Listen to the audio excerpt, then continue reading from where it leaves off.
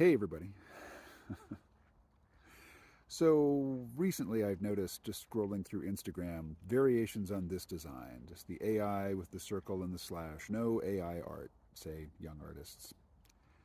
Are they all young? Probably not. There are probably some who, maybe some who are my age or older who are taking this same stance that no, we spent a lot of time and effort learning to control our hands and our wrists and our elbows in such a way that we could create images which are representative of things, characters, ideas, places.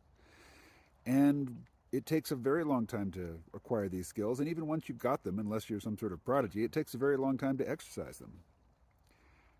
I'm an artist. I'm an illustrator. If you're under 30, unless you just, were an absolute devotee and spent hours and hours all day for years and years, I've spent more time learning to draw than you have. I have as much reason to complain about AI art as you do. But I don't complain about AI art, and I don't imagine for half a second that any sort of social media campaign by indignant artists is going to stop this trend, stop the development of this technology, or even get artists whose work has been used as training data any sort of credit or compensation. And for most of you, and I'm talking directly to the artists who are saying no AI art, your art's not being used to train the algorithms. And what's more, and this is probably going to hurt a little bit, your art is quite derivative. I mean, I'm 54. I have been paying attention to comic books and commercial art and trends in fantasy illustration for video games and role playing games, things like this. I see trends come and go, and since the '90s, I mean, the anime aesthetic has become dominant, particularly in social media art space sharing. It's not very original. I mean, some people get very they achieve high degrees of skill with techniques, particularly with color and lighting and things like that. But in terms of the looks of the characters, they're not very distinctive. You know, how you would know. I mean, if you've just grown up and trained yourself as an artist copying the artwork of people you like, that there's not a problem. That's not a problem. That is, for hundreds and thousands of years, people have been doing that, and it's one way to get trained as an artist. Um, so I'm not objecting to that, and I certainly did it in my youth. And when I say in my youth, it sounds like I have stopped doing that. Well, it's not that I've stopped borrowing styles from other people. It's just, well, I have stopped because I've settled on the style that I borrowed from various places 20, 30 years ago. Here's my frustration with AI art. As a writer and illustrator of comic books, and I would like to get into animation, voice acting, that sort of thing, drawing takes forever. And, sketching out a quick breakdown of a page, how I want things to be laid out and how I want the reader's eye to flow through the page, catching the images, taking in all the dialogue, that I can do fairly quickly. But then, once it's sketched in, to me, there is some creativity that goes into the inking. The style of the drawing, the expressiveness of the drawing is enhanced in the inking process. But thereafter, when I'm just adding tones and then shading, and particularly with backgrounds, it takes hours and hours and hours and hours. And it's not fun. I don't like it. I mean, that part of the job I would very much like to outsource, either to a human assistant if I had the money, or to an AI assistant. But I want to tell stories. I want to spend time with characters. I want to share interactions between characters, and I want to illustrate ideas. The the urge to like draw something and then put it out to the world just to say, "Hey, look, I can draw." I satisfied that urge a very long time ago. That is of no further interest to me. I want to tell stories. I want to illustrate concepts. And if AI can help me do that, that's great. So here's my frustration with AI. It's not designed, AI art applications thus far have not been designed by artists for artists. They've been designed by, you know, tech bros so that people who have not taken the time to learn how to draw can create images, and they do it much more quickly than traditional artists do. And because the AI has been trained on lots of really excellent art, the to the non-artist, the images that the AI creates are far superior to what most people who are doodling and sketching and whatnot, and then putting their stuff up on ArtStation or Instagram or Imager or wherever. To the layman, the AI art looks a lot more finished, accomplished, skillful. Of course, there is no skill that goes into it beyond the creation of the algorithms and the training, of the algorithms. It, computers don't have skills. They exercise sets of instructions. But the output to the untrained eye is gotten to the point where, I mean, if I were a client who had money to spend on artwork and an AI could get me something that looks pretty cool in a few seconds, and an illustrator that I would pay a lot of money for many, many, many, many hours of their time produces something which, to my eye, isn't any better. Where's the money going to go? So I would very much like to have a comprehensive suite of AI tools designed to help cartoonists, comic book storytellers, and eventually animators to tell a story. Because I have characters that I would like to appear, in multiple images, multiple sequential images that tell a story that appear the same, like the same character from image to image. And AI is not good at that right now.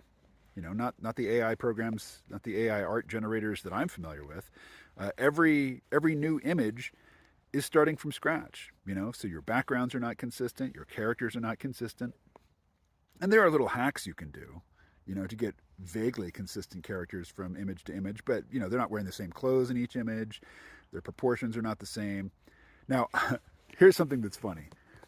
Have a look at this image and this image. These images are referencing and riffing on the very well-known shortcoming of AI art in that it doesn't do hands well. Too many fingers oftentimes, or not enough fingers. And anatomy in general can be really wonky, even though, while at the same time you've got this wonky anatomy, you're also getting these very impressive, textures and play of light and, really, really neat looking effects that personally I just can't do as an artist. My art tends to be, particularly when it comes to the shading and the coloring and the lighting and stuff, pretty simple, pretty indicative. I'm indicating something rather than fully detailing it. And the art, the AI art programs can provide the details and the accomplished lighting, very quickly. I'd like to take advantage of that as an artist, as somebody who wants to illustrate stories and ideas. I would very much like to have access to tools that do that for me or help me do that, but which have been designed with artists in mind. Preferably, the companies and the organizations that are creating these algorithms and training them, if they're making any money, I really wish they would hire some artists, and create an interface which is helpful to people who have spent a lot of time learning to draw. Now, let me say this.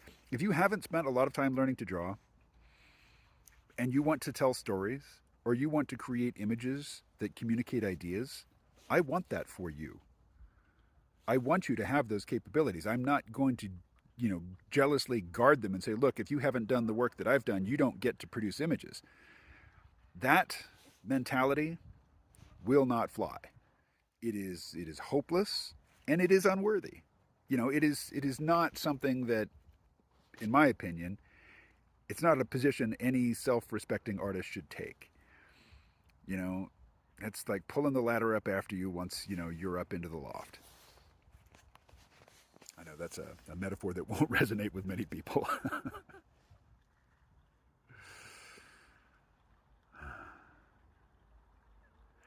But yeah, I mean, here's another thing to consider. Well, I mentioned the thing with the fingers, or the weird anatomy. That's going to get fixed. Very, very quickly, that's going to get fixed.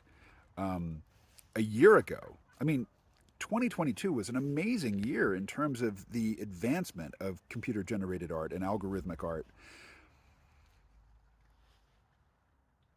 A year ago, I was playing with Wombo Dream and creating images like this, which is neat. It's got some neat stuff going on in it, but it doesn't really have recognizable human characters in it, and it wasn't really capable of creating anything remotely resembling a recognizable human character. And here we are, in late 2022, and people are generating images like this, people who have never learned to draw.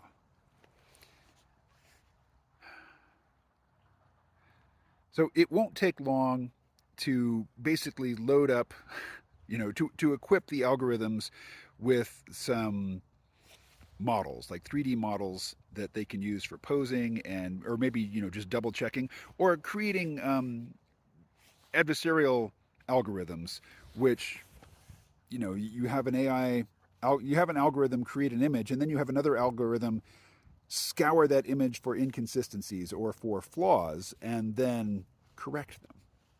But the current shortcomings of AI art will be fleeting. The jokes of this this joke won't make sense in a few years. Or for people who are paying attention to the evolution of AI art in its early days, they'll get the joke, but it'll be a very esoteric sort of inside joke. So I'm not going to belabor these points. I'll just say AI image generation is here to stay. Protest it if you want. Your protests are impotent. Complaining that it gives the power of image generation to people who haven't exercised the same self-discipline and sacrifice that you have. Sorry, I mean that's the early adopter's curse.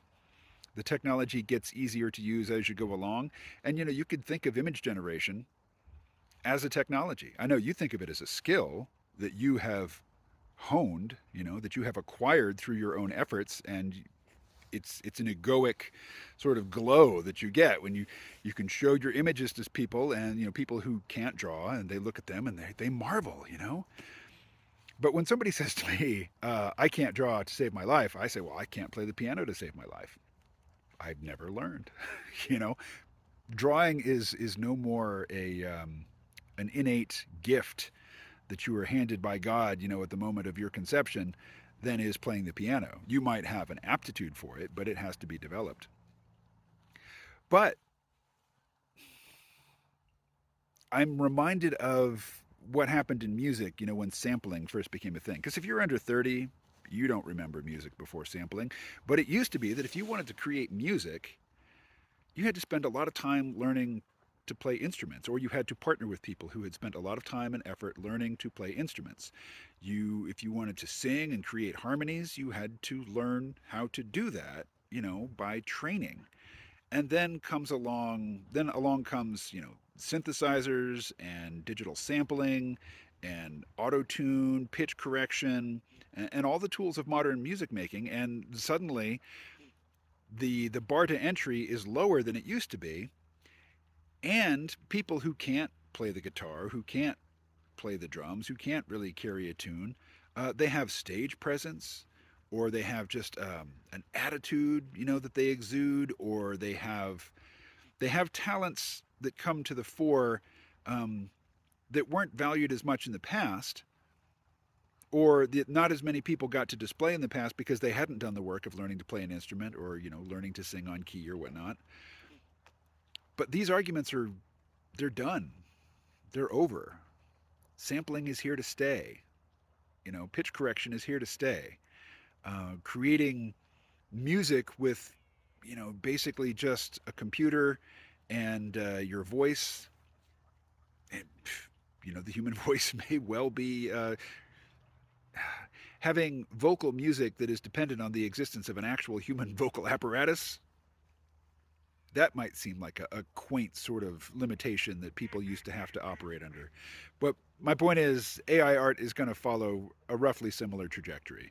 There'll be objections at first, as we're seeing, but then the reality of the situation will, it will present itself to most everybody. And then more importantly, a whole generation of new artists who don't learn to draw are going to come up and make a name for themselves. And you can say, look, they didn't learn to draw, but you given access to the same tools that they're using, won't be able to come up with the same images. They have a different set of talents, which will be recognized and rewarded, and they didn't require the same, the same sort of apprenticeship that you gaining your ability to create images. You know, you paid the price up front. These people didn't. You're going to feel cheated, angry, and feel whatever you're going to feel. I'm not telling you what to feel, but it's here to stay. AI art is here to stay. So let's let's encourage the people who create these tools to create them with traditional artists in mind, so that the traditional artists don't get left behind, and people who have spent a lot of time learning to write and draw and take pictures and arrange compositions don't just throw up their hands and walk away in disgust. We want the traditional artists in on the party. We want everybody to get something out of this, right?